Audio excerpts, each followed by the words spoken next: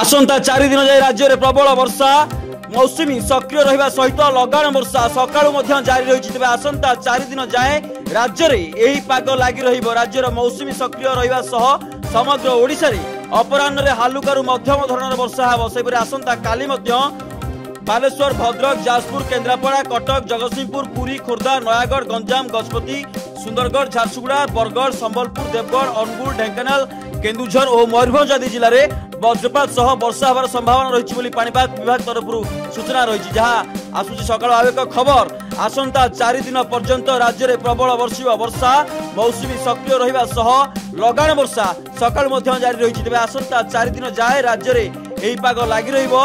राज्य में मौसुमी सक्रिय रहिबा सह समग्र ओडिशा रे अपराह्न रे हल्कारु मध्यम धरणर वर्षा हेबो। सेपरि आसंता काली मध्य बालेश्वर भद्रक जाजपुर केन्द्रापड़ा कटक जगतसिंहपुर पुरी खोर्धा नयागढ़ गंजाम गजपति सुंदरगढ़ झारसुगुड़ा बरगढ़ संबलपुर देवगढ़ अनुगुल ढेंकानाल और केन्दुझर और मयूरभंज आदि जिले में वज्रपात सह वर्षा होबार संभावना रही पाणीपाग विभाग पक्षरु सूचना मिली।